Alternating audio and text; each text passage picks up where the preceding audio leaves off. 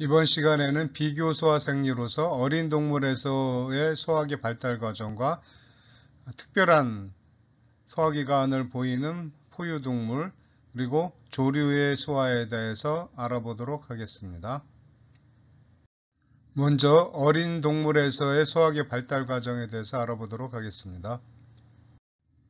소화관의 발달 과정을 보면 신생 포유동물은 공통적으로 어미로부터 젖을 공급받기 때문에 성숙한 개체와는 다른 특징을 갖게 됩니다.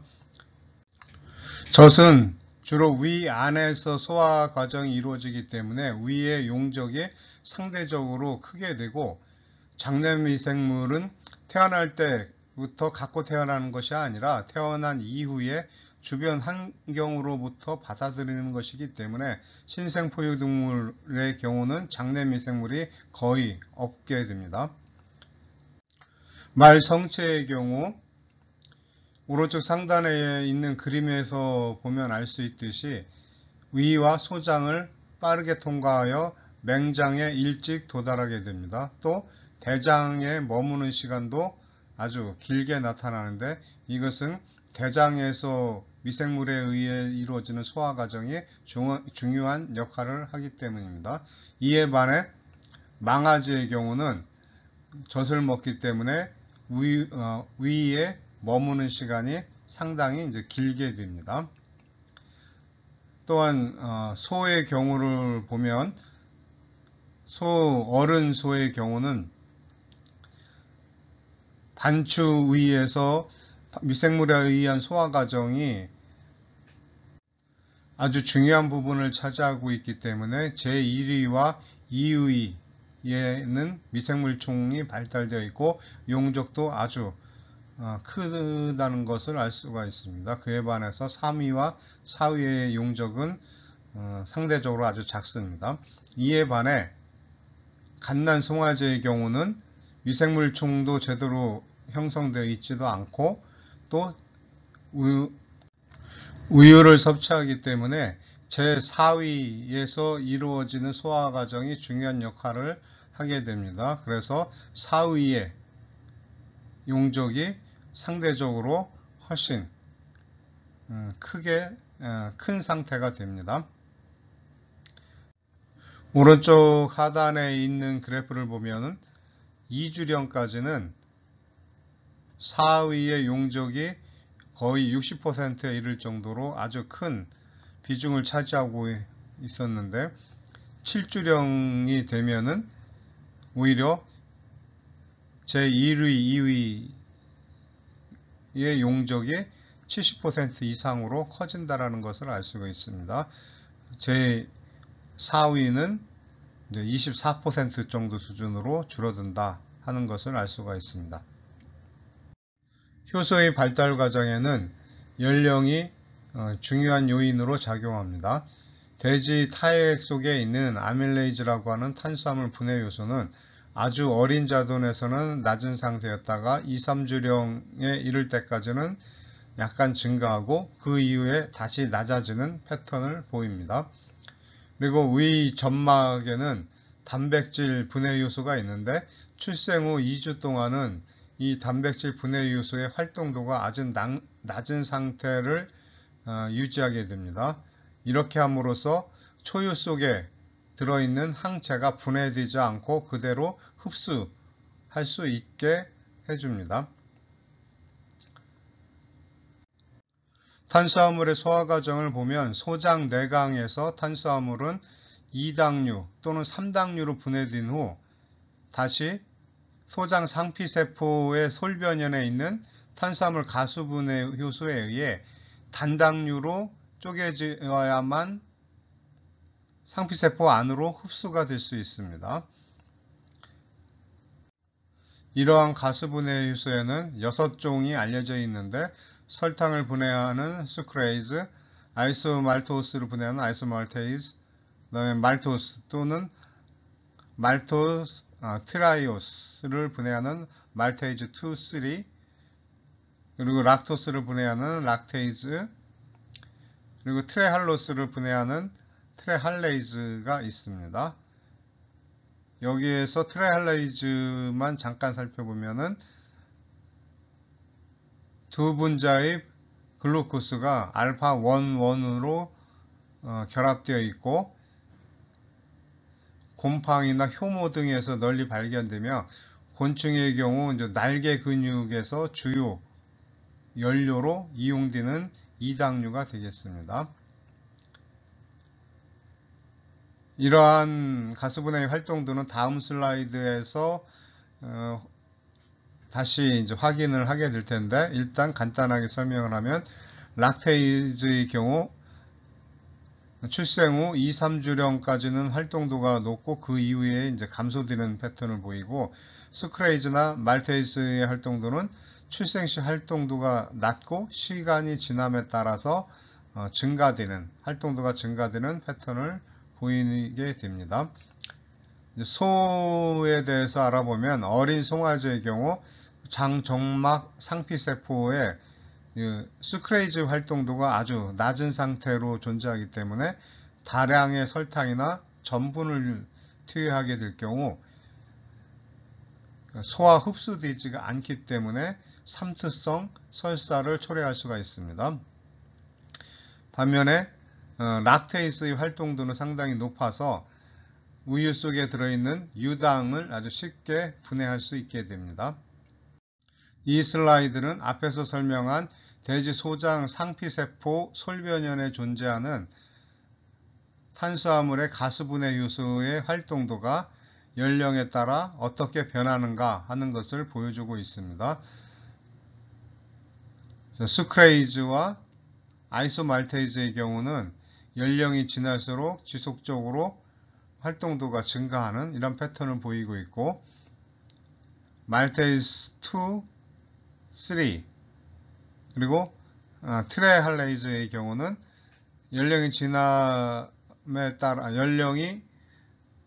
올라감에 따라서 점차적으로 활동도도 증가하는 패턴을 보이다가 어느 시점이 되면은 더 이상 활동도가 증가하지 않고 일정하게 유지되는 이런 패턴을 보이고 있습니다. 반면에 락테이즈의 경우 어린 나이에서는 활동도가 높게 존재하지만 그 이후에는 점차적으로 감소되는 이러한 패턴을 보여주고 있습니다. 이번에는 흡수 기능의 변화에 대해서 알아보도록 하겠습니다. 출생 직후와 이후 시에 장관의 흡수 기능이 달라지는 것을 볼 수가 있는데, 예를 들면 몇몇 종류의 가축, 소장은 초유 속에 있는 항체를 흡수해야만 합니다.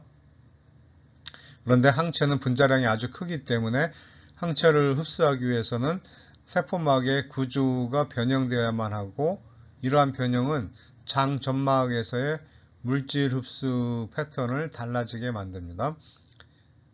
이러한 이유로 자돈의 경우 돼지는 초유를 통해서 항체가 전달되는 동물입니다. 그래서 장 점막에서의 물질 흡수 패턴이 달라지게 돼서 소디움의 흡수 능력이 저하되게 됩니다.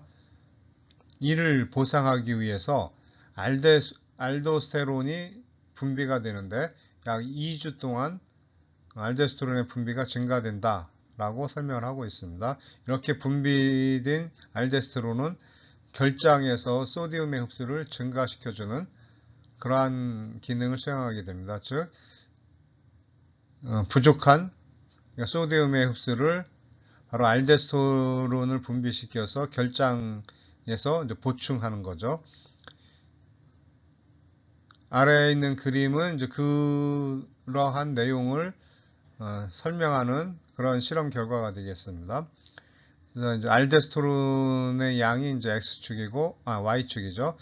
그 다음에 X축은 임신 후 경과일인데, 화살표 있는 부분이 분만시입니다. 그래서 출산될 때, 이때 알도스테론의 농도가 급격히 증가되었다는 것을 알 수가 있죠. 이것이 한 2주 정도 이렇게 높은 상태로 알도스테론의 농도가 유지되고 있다. 즉 2주 동안 알도스테론의 분비가 증가된다 하는 것을 알 수가 있습니다. 표 5-9를 보면은 동물에서의 수동 면역 전달에 대해서 이제 설명하고 있는데, 말, 돼지, 소, 양과 같은 이제 가축들은 출생 전에 태반을 통해서 항체가 전달되는 것은 없고 출생 후 초유를 통해서 항체가 전달된다 하는 것을 보여주고 있습니다. 그런데 개, 고양이 같은 경우는 일부는 출생 전 태반을 통해 또 일부는 출생 후 초유를 통해서 항체가 전달된다 하는 것을 보여주고 있고, 사람의 경우는 태반을 통해서 항체가 전부 전달되고 초유를 통해서 항체가 전달되는 것은 없는 것으로 제시되어 있습니다. 따라서 이제 사람의 경우는 면역을 위해서 초유를 꼭 먹어야 된다 하는 것은 거짓말이 되겠습니다. 물론 초유의 조성은 훨씬 더 좋은 여러 성분이 있을 수 있지만 이것이 이제 면역을 위해서 초유를 꼭 먹어야 된다 하는 것은 아니다 라고 생각할 수 있습니다. 이번에는 반추동물의 식도구 형성에 대해서 알아보도록 하겠습니다. 영어로 에스파지알 그루브, 우리말로는 식도구 또는 식도고랑이라고 하는데, 이것은 제2의 레티큘럼 안에 있는 근육층이 수축을 해서 양쪽에 있는 근육층이 수축해서 만나면 하나의 홈통을 형성하게 됩니다. 이 홈통이 형성이 되면 식도를 통해서 들어온 음식물이 1위나 2위를 거치지 않고 바로 3위로 들어가게 됩니다. 이러한 식도구 형성은 반사에 의해서 이루어지고 수용체는 구강이나 인두라고 알려져 있습니다. 그런데 식도에 카테터를 삽입한 후 음식물, 여기서 이제 우유가 되겠죠. 우유를 삽입하게 되면 식도구가 형성이 되지 않아 1위로 우유가 들어가게 됩니다. 반면에 앞에서 젖병을 흔들어 주거나 우유를 담은 통을 보여주면서 똑같은 방식으로 카테터를 통해서 우유를 식도로 넣어주게 되면 이번에는 식도구가 형성이 되어 4위로 바로 우유가 들어가게 됩니다. 이러한 것으로 보아 식도구 형성은 섭취하는 내용물보다 먹이를 섭취하는 행위에 의해서 이루어진다 라는 것을 알 수 있게 됩니다. 식도구 형성은 우유를 섭취하는 어린 동물에서 형성이 되고, 동물이 이제 이유하고 또 사료를 섭취함에 따라서 점점 미약해지고 나중에는 소멸되게 됩니다. 그렇지만 성숙한 동물일지라도 탈수 상태에서는 식도구가 다시 형성되기 시작하는데, 이것은 물을 빠르게 흡수하기 위해 식도구를 형성하여 1, 2위를 거치지 않고 바로 3위로 들어가게 하기 위해서 형성된다고 생각됩니다. 그런데 성숙한 반추동물의 경우 경구 투여로 약물을 투여하게 되면 약물이 제1위 안으로 들어가게 되어 미생물에 의해서 완전히 분해되게 됩니다. 그렇기 때문에 성숙한 반추동물의 경우는 약물을 경구 투여할 수 없게 되죠. 그렇기 때문에 이 성숙한 동물에서 식도구를 형성하게 만드는 방법을 알게 되면은 그것은 임상적으로 상당히 중요한 의미를 갖게 됩니다. 그래서 많은 연구가 이 부분에 대해서 진행이 되었는데, 소의 경우는 10% 소디움 바이카보네이트, 양의 경우는 6% 황산구리를 투여하면 식도구가 형성된다는 것을 확인하였습니다. 그렇지만 이 식도구 형성하는 그 시간이 아주 짧아서 임상적으로, 즉 경구 투여로 약물을 투여할 수 있을 정도로 충분한 시간 동안 식도구가 형성이 유지되지 않기 때문에 아직까지는 임상적으로 의미 있을 정도로 식도구를 형성하는 방법은 찾아내지 못한 상태가 되겠습니다. 어린 반추동물의 위내 소화 발달 단계는 신생기, 반추전기, 변천기, 이유전후기 이렇게 4단계로 구분합니다. 신생기는 태어난 지 0시간부터 24시간까지의 시기를 말하며, 이때는 면역 항체가 풍부하게 포함된 초유를 섭취하게 됩니다. 만일 초유를 섭취하지 못하게 되면 항체가 없음으로 인해 관절과 배꼽의 급성 감염이 이루어지고 또 설사가 일어날 수 있습니다. 성체의 경우는 설사가 그렇게 중요한 질환이 아니겠지만 어린 동물에 있어서는 설사는 탈수를 유발하기 때문에 상당히 심각한 증상이라고 볼 수 있습니다. 그리고 이 시기에는 에너지원으로 사용할 수 있는 연료는 간에 저장되어 있는 글리코겐밖에 없기 때문에 일정한 시간 안에 에너지원을 공급하지 못하면 간에 저장되어 있는 글리코겐이 소진되어 결국 저체온증에 걸리게 되고, 겨울에 태어났을 경우는 쉽게 사망할 수도 있게 됩니다. 그래서 아주 따뜻하게 해주고 또 빠르게 초유를 섭취하게 해주는 것이 겨울에 출산했을 때는 상당히 중요한 의미를 갖게 됩니다. 다음 반추 전기는 1일부터 3주에 이르는 시기를 의미하며, 이 시기에는 주로 이제 우유를 섭취하게 됩니다. 그리고 이 시기에 타액에는 에스터레이즈가 들어있고 제4위 액으로는 렌닌이 있는데, 여기서 렌닌의 경우 가운데 N이 2개 있다는 것을 꼭 기억해 두기 바랍니다. 이 렌닌은 인류에게 상당히 중요한 의미를 갖고 있는데, 그것은 바로 치즈를 만드는 데 사용되기 때문입니다. 우유에 이 렌닌을 넣으면은 이런 식으로 우유 속에 있는 단백질과 지방이 서로 덩어리가 지는 이런 현상이 일어납니다.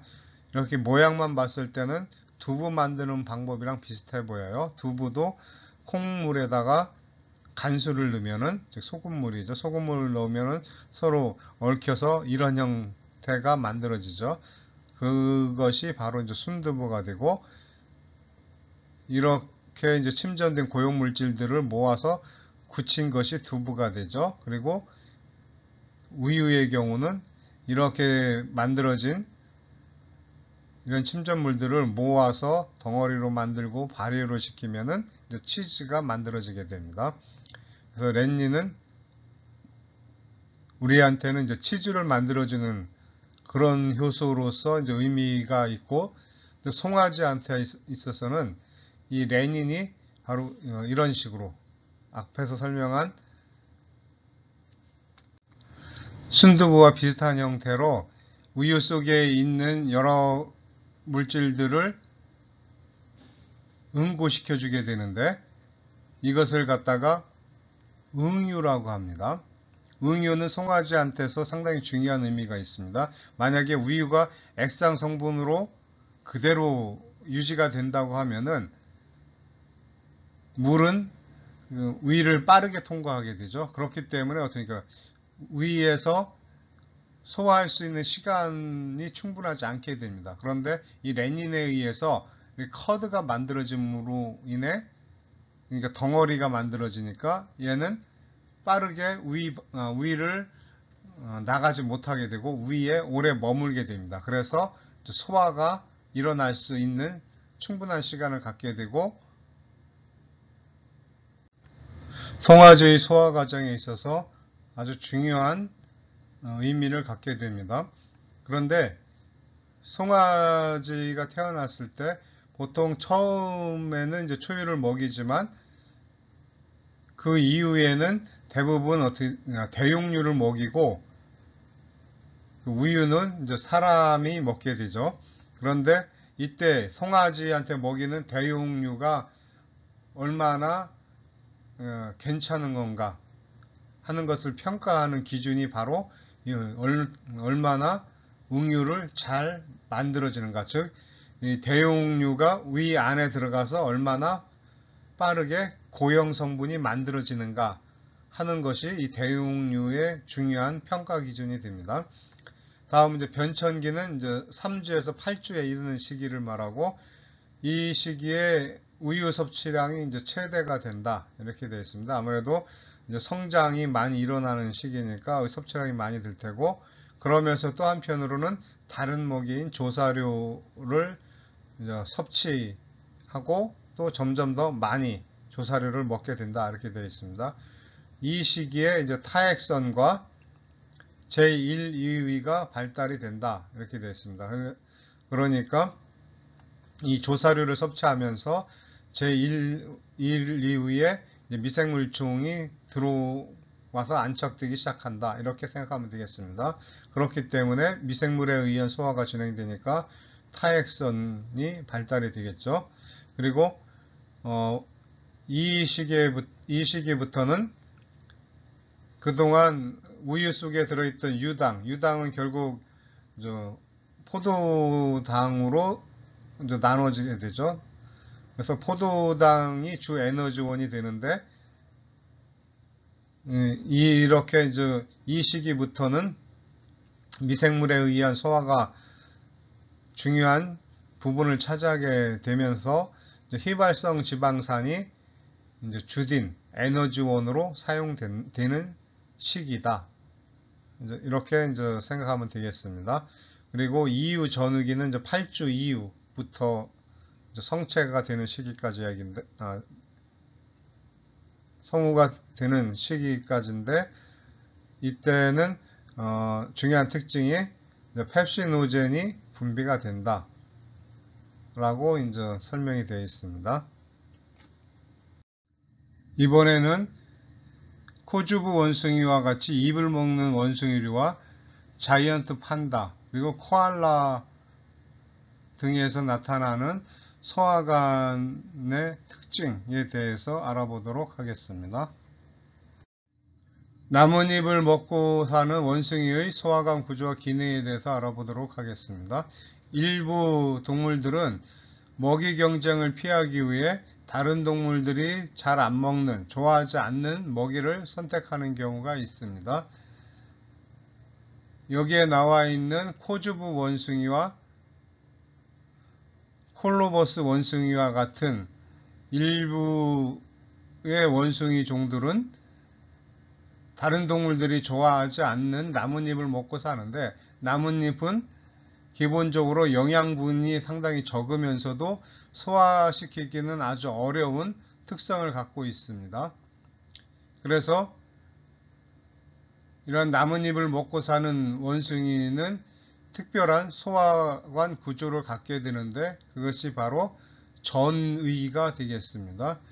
이 코주부 원숭이의 경우는 위를 보면은 4개의 영역으로 구분을 하고 있기는 한데, 이 중에서 앞에 2개의 부분 영역은 전위에 해당되어서 미생물에 의한 소화가 진행되고, 뒤에 있는 2개의 파트는 소화선이 분포하고 있는 트루스트 마크로서 작용을 한다라고 이제 설명이 되어 있습니다. 이 그림에서 보면은 주머니 모양의 위와 튜브 모양의 위 중에서 앞부분에 있는 위, 이 2개의 위가 전위가 되겠고, 뒤쪽에 있는 튜브 모양의 위와 이 부분이 유문부가 되겠죠. 유문부가 이제 소화선이 분포되어 있는 위가 되겠습니다. 그리고 이 나뭇잎은 영양분이 부족하기 때문에 기본적으로 충분한 영양분을 얻기 위해서는 아주 많은 양을 먹을 수밖에 없게 됩니다. 그렇기 때문에 어떻게 배가 이렇게 불룩 나오는 이런 형태를 많이 띠게 됩니다. 그래서 이런 형태를 이제 항아리배, 폿벨리라고 부르게 됩니다. 아울러서 이제 콜로버스 멍키에 대해서 살펴보도록 하겠습니다. 여기에도 이제 많은 종이 있긴 한데, 지금 사진에 나와 있는 것은 블랙 앤 화이트 콜로버스 멍키가 되겠습니다. 이 종 외에도 이제 다양한 종이 이 콜로보스 몽키에 해당되는데, 이 원숭이들은 역시 4개의 위로 이루어져 있다고 지금 설명이 되어 있죠. 그래서 보면은 첫 번째는 이제 프리사커스가 있죠. 그러니까 앞에 있는 주머니, 이렇게 이제 뭐 번역을 할 수 있겠습니다. 앞전낭, 전낭, 이렇게 한문화된 용어로 하면 그 정도로 표현할 수 있을 것 같고, 그 다음에 이제 사커스, 주머니 모양, 위, 낭 위, 뭐 이런 식으로 할 수 있을 것 같습니다. 그리고 튜브, 관형 위, 뭐 이렇게 이제 번역을 할 수 있을 것 같습니다. 이렇게 3개의 위가 전위에 해당되겠고, 마지막 4번째에 해당하는 위가 이제 소화선이 있는 글랜듈러 스토막, 트루 스토막이라고 말할 수 있겠습니다. 이제 다르게는 또 이제 유문 부위, 이렇게 부르기도 합니다. 이 원숭이들은 영양분이 적은 나뭇잎을 주로 먹다 보니 많이 먹어야 되고, 따라서 이 나뭇잎을 먹는데 많은 시간을 소비하게 됩니다. 그렇지만 행동하는 데 있어서는 다른 동물들과 큰 차이 없이 빠르게 움직이는 것으로 보입니다. 이번에는 자이언트 판다의 소화관 구조와 기능에 대해서 알아보도록 하겠습니다. 자이언트 판다는 레서 판다와 이제 이름이 같은 명칭이 들어있어서 상당히 이 둘이 같은 가까운 종이라고 생각하기 쉽지만, 실제적으로 이 자이언트 판다는 레서 판다와는 거리가 상당히 멀고 오히려 곰에 가까운 그러한 식용목에 속하는 동물이 되겠습니다.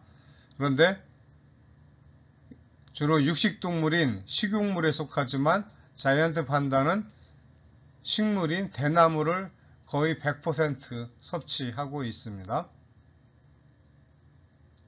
그런데 이 자이언트 판다의 소화기관은 비록 식물을 거의 100% 먹고 살지만 육식동물과 비슷한 소화기관 구조를 유지하고 있습니다.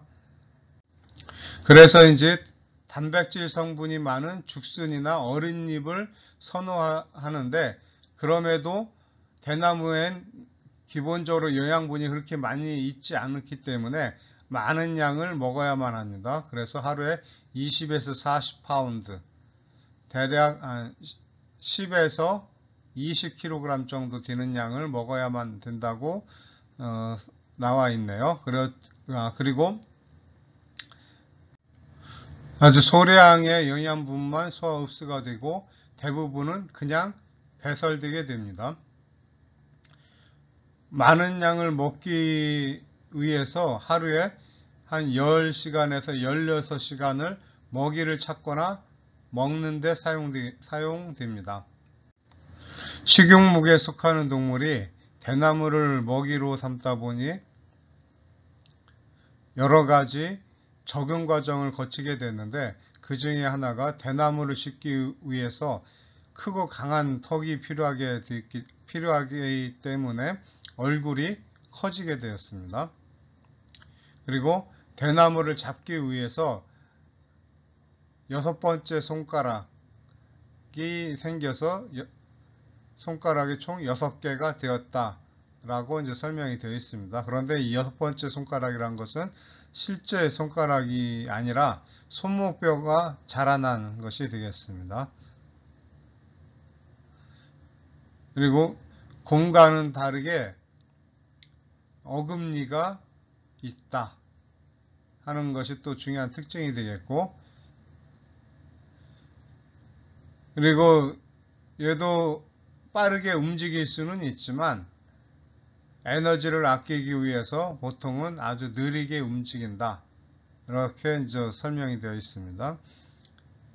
그리고 또 식도와 위는 이 거친 대나무에 의해서 손상되는 것을 막기 위해 강한 내막과 근육층을 갖고 있다 하는 것이 또 하나의 이제 큰 특징이 되겠고, 또 셀룰로즈 성분을 빨리 통과시키기 위해서 소장의 길이는 짧고, 반대로 이 자주 배설하지 않기 위해서, 즉 몸에 많이 담아둘 수 있게끔 대장은 길어졌다 하는 것이 이 자이언트 판다의 또 다른 특징 중에 하나가 되겠습니다. 이번에는 코알라 소화관 구조와 기능에 대해서 알아보도록 하겠습니다. 코알라의 장은 아주 길어서 섬유질이 많고 단백질이 부족한 유칼립투스 나뭇잎을 소화시키는데 잘 적응된 동물이라고 할 수 있겠습니다. 유칼립투스 나뭇잎은 수분을 많이 포함하고 있어서 코알라가 비록 이 유칼립투스 나뭇잎만 먹고 살지만 따로 물을 섭취 않아도 된다고 합니다. 그리고 코알라는 이 나뭇잎을 아주 잘게 씹어서 삼키는 그런 경향이 있다고 합니다. 그래야지만 이 유칼립투스 나뭇잎이 이제 제대로 소화가 일어난다, 이렇게 생각하면 되겠습니다. 그리고 코알라의 소화관 구조에서 가장 큰 특징은 바로 이 새컴이 되겠습니다. 새컴이 무려 2m나 된다고 하는데, 이것은 같은 크기의 동물들과 비교했을 때 그 어떠한 동물보다도 긴 새컴, 맹장을 갖고 있는 동물이다 라고 알려져 있습니다. 그리고 이렇게 길기 때문에 이곳에 많은 미생물들이 존재해서 이제 공생 관계를 이루게 되는데, 그 중에 이제 대표적인 것이 유칼립투스에 있는 시안화합물을 분해하는 박테리아가 이곳에 있어서 미생물들에 의한 소화가 진행되어 영양분이 한참 부족한 이 유칼립투스 나뭇잎을 조금 더 영양분이 더 들어있는 시기로 전환시킨다 라고 생각하면 되겠습니다. 이번에는 조류의 소화 과정에 대해서 알아보도록 하겠습니다. 조류의 소화기관 구조를 살펴보면 입술과 치아가 없고, 또 대신에 이제 부리가 있는데, 부리의 모양은 먹이에 따라 구조가 다르다 하는 것이 되겠습니다. 예를 들면 육식조류의 부리와 곡물을 먹는 조류의 부리는 아주 모양이 확연하게 차이가 나는 것을 알 수가 있습니다. 그리고 소화관 구조를 보면은 입, 인두, 그다음에 식도, 소낭, 선의, 근의, 소장, 대장, 그리고 총배설강으로 연결되어 있습니다.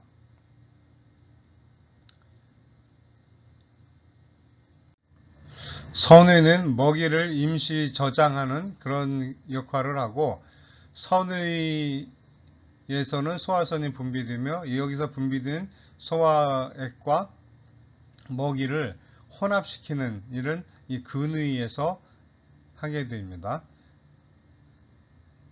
이 근의는 일반 사람들이 이제 흔히 닭똥집이라고 이제 많이 부르죠. 그리고 포유동물에 비해서 조류 소화의 이제 독특한 특징 중에 하나가 바로 이제 맹장의 기능이 되겠습니다. 이 맹장에서는 섬유소의 미생물 소화를 포함한 약간의 소화 과정이 있는데, 영양분의 약 10%가 이 과정을 통해서 소화된다고 되어 있습니다. 그리고 총 배설강 내의 요성 수분을 맹장으로 되돌려 보내 수분의 흡수를 돕는다.